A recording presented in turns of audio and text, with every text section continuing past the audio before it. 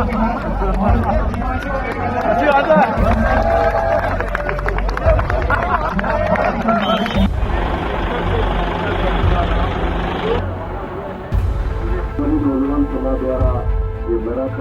सरकार की सीआईडी सुन ले, अगर नीम का थाना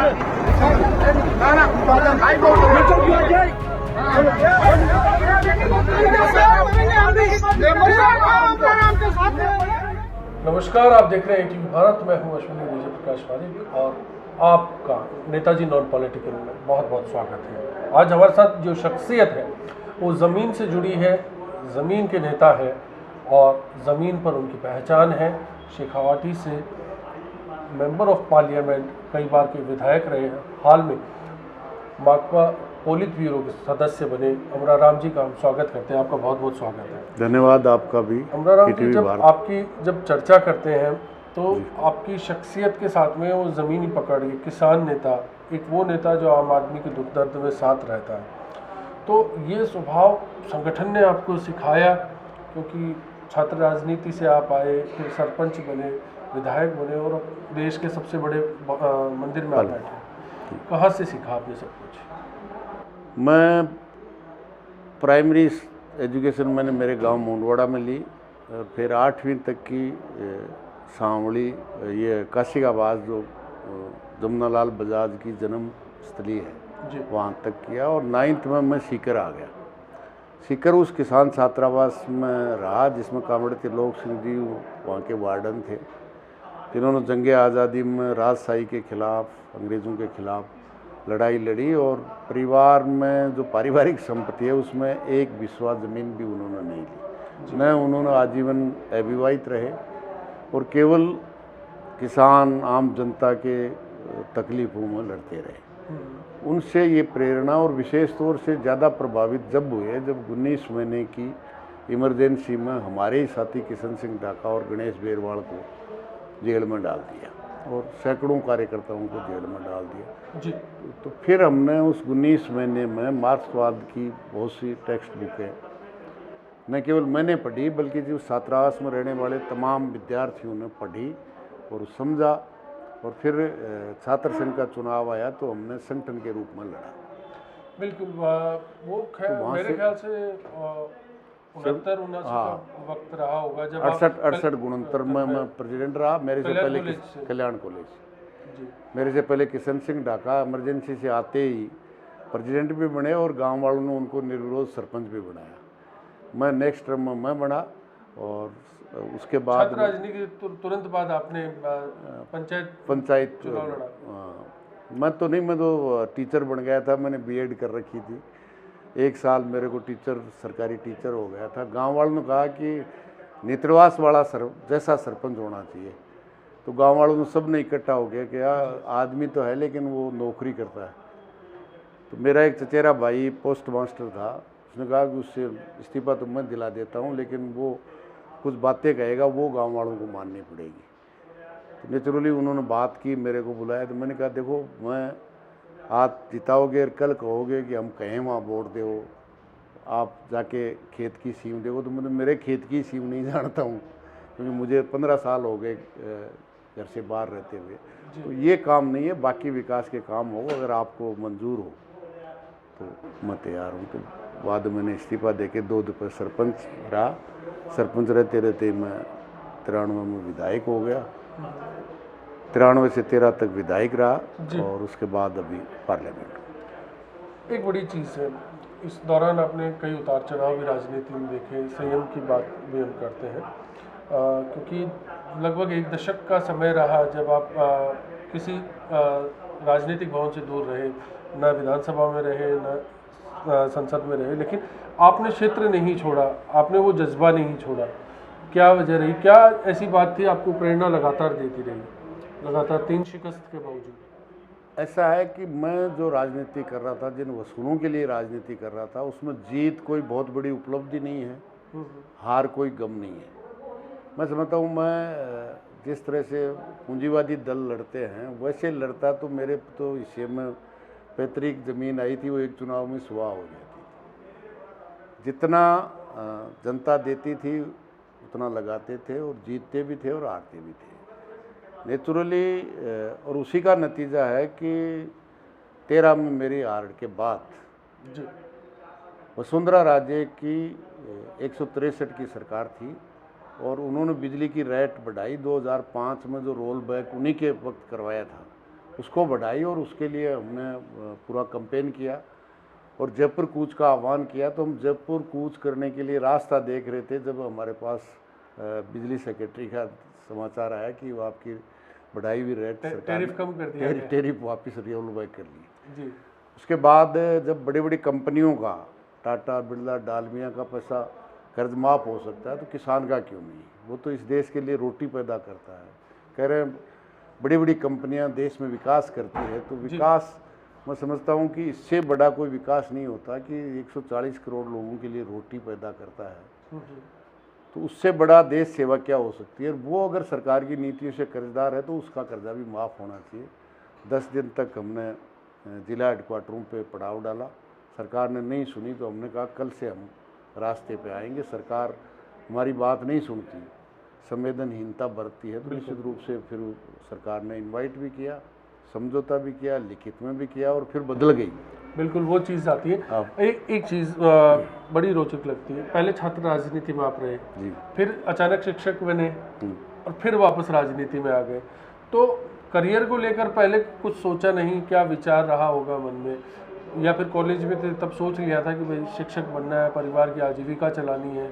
एमकॉम आपने किया है, कॉमर्स में आपने डिग्री हासिल की, फिर बीएड की, तो कॉमर्स जो स्ट्रीम ली उसके पीछे क्या सोच रही थी? नहीं, सोच तो ये थी परिवार वालों की, मेरे को 9th में बायोलॉजी दिलाई, मैंने बीएससी किया। घर वालों की इच्छा थी कि वो डॉक्टर बने, लेकिन मैंने पीएमटी नहीं दी। मैं जब फर्स्ट ईयर मैंने पास किया, 11th पास करके कॉलेज में गया तो उस समय उससे पहले तक मेरिट से होता था और फिर पीएमटी शुरू हो गई, तो मैंने पीएमटी नहीं दी। मैंने बीएससी की। इमरजेंसी में मुझे पहले एक मुकदमा हो गया था, इसलिए राजस्थान सरकार ने ऑर्डर कर दिया था कि जिस पे एक भी कोई मुकदमा बन गया उसको एडमिशन नहीं देंगे। तो मैंने गोरखपुर विश्वविद्यालय से बीएड किया। बीएड करते करते ही इमरजेंसी ख़त्म हो गई तो आके ईएफएम में मैंने एडमिशन लिया। मेरे से पहले किशन डाका अध्यक्ष बने और मैं जब अध्यक्ष था 78-79 में, जब मेरे फादर एक्सपायर हो गए। हम 4 भाई हैं, बड़े भाई उस पापा के ख़त्म होने से पहले ही अलग हो गए थे। उन 3 भाइयों ने मेरे को उन्होंने खूब पढ़ाया जी। छोटे छोटे भाई की शादी भी की। नेचुरली मकसद यही था। मैंने बीएड करने के बाद टीचर, उस समय कोई एग्ज़ाम नहीं होती थी, रोज़गार कार्यालय में दर्ज कराइए।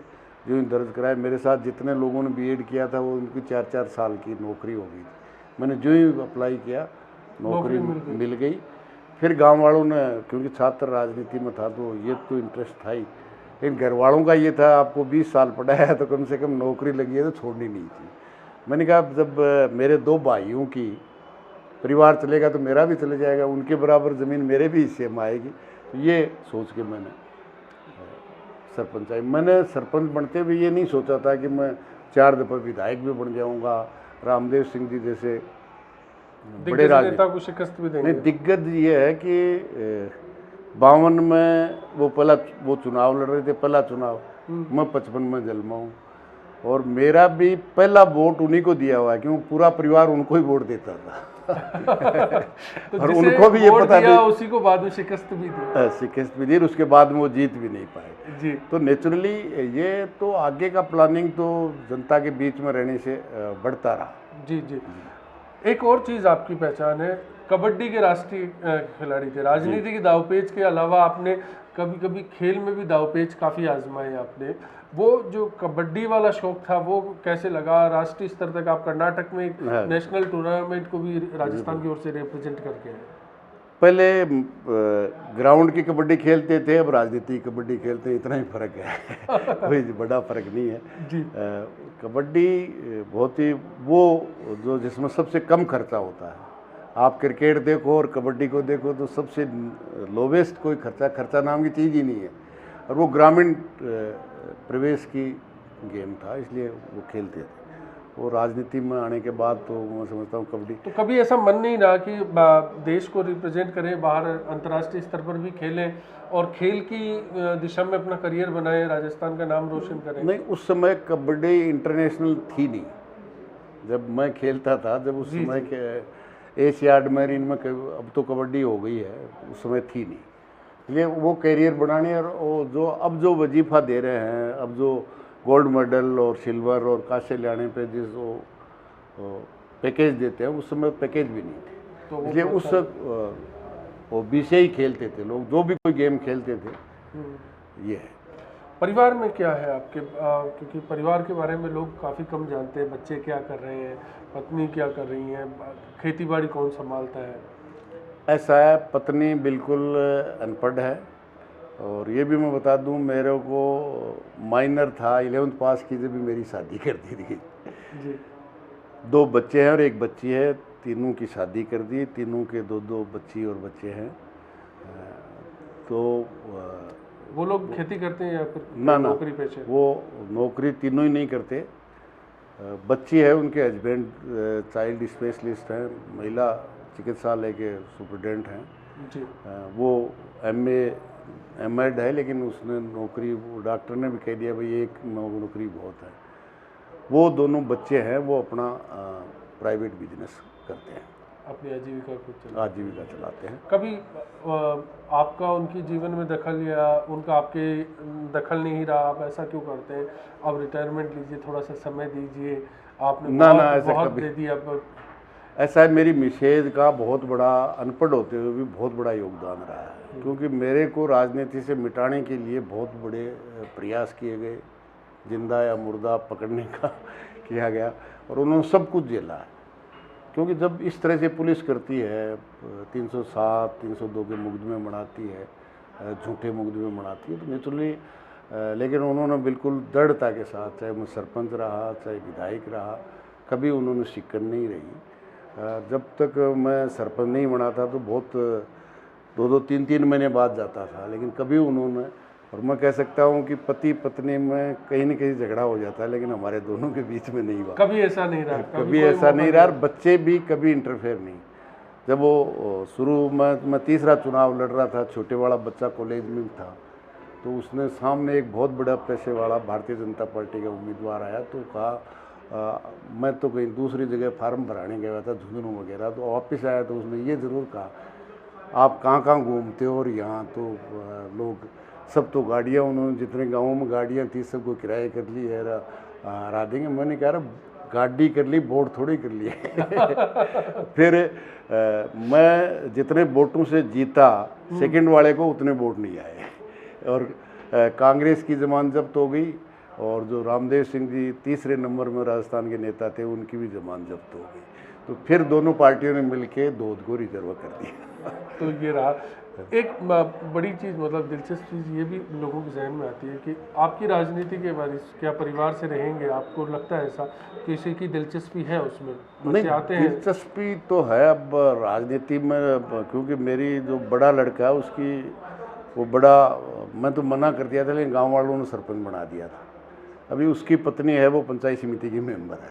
इसलिए राजनीति से कोई द्वेष वो नहीं है, इंटरेस्ट है। अब कौन बनेगा नहीं बनेगा, बाकी तो पार्टी वारिस है परिवार की वजह। पोलित ब्यूरो के सदस्य बनने के बाद आपको क्या लग रहा है राजनीति का एक मुकाम? क्योंकि ये माकपा में कहते हैं कि एक हाईएस्ट, बिल्कुल मैं समझता हूँ जो राजस्थान में हिंदी भाषी क्षेत्र में जितने संघर्ष हुए हैं, चाहे रावड़ा गढ़सना लीजिए आप, अमरूदों के बाग में पड़ाव लीजिए, उसके बाद में बीमा क्लेम लीजिए, कर्जा माफ़ी लीजिए, फिर ये जो 3 काले कानूनों के खिलाफ 1 साल तक का आंदोलन, ये जो राजस्थान की आम आवाम है और क्या उसी का नतीजा। और मैं समझता हूँ, मैं अमराराम तो वो व्यक्ति है जो 7 दिन, 8 दिन, 13 दिन, 13 महीने जनता के साथ सड़क पे सोता है। इसलिए अमराराम जो कुछ भी है वो इस राजस्थान की जनता के कारण है, और मैं समझता हूँ ये बहुत, मेरे लिए तो बहुत बड़ा सम्मान है, और उन संघर्षों का सम्मान है जो अक्रॉस द विचारधारा राजनीतिक दलों से ऊपर उठ करके लोगों ने हर संघर्ष में योगदान दिया, तन से, मन से, धन से। हो सकता है उनका राजनीतिक विचारधाराएं दूसरी हो, जी। लेकिन आम जनता की और वो प्रगाढ़ विश्वास रहा, क्योंकि राजस्थान के किसान वर्ग को हमेशा धोखा दिया। आप 86 के बिजली के आंदोलन देखिए, बड़े बड़े मुख्यमंत्री रहे हुए, किसान नेता रहे हुए उस आंदोलन में आए थे। हरदेव जोशी चीफ मिनिस्टर थे, 5 पैसे बढ़े थे लेकिन 1 नया पैसा कम नहीं हुआ।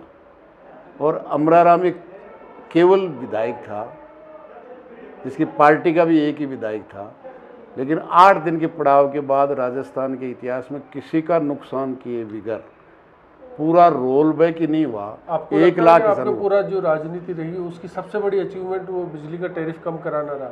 वो भी था, कर्जा माफी, मतलब कर्जा माफी जब तुम एमएलए भी नहीं था, हमारी पार्टी का भी कोई एमएलए नहीं था, केवल जनता। मेरा राजनीति का मकसद भी यही रहा कि जनता को अपनी ताकत का एहसास, जनतंत्र में जनता सर्वोपरि है जी, और उसको अपनी ताकत का एहसास कराना। और मैं समझता हूँ मेरी ज़िंदगी का जो लक्ष्य था वो मैंने बहुत अचीव किया है, देश के स्तर पे भी और राज्य के स्तर पे। चलिए बहुत बहुत धन्यवाद। धन्यवाद आपको ईटीवी भी, ईटीवी भारत को भी और आपको भी बहुत बहुत। तो नेताजी नॉन पॉलिटिकल में आज हमने कोशिश की एक ऐसे किरदार से आपको रूबरू करवाने के लिए जिनका गैर राजनीतिक जो पहलू है वो आमतौर पर सामने नहीं होता, और काफ़ी कुछ आपको जानने को मिला होगा इस चर्चा के जरिए, ये हम उम्मीद करते हैं।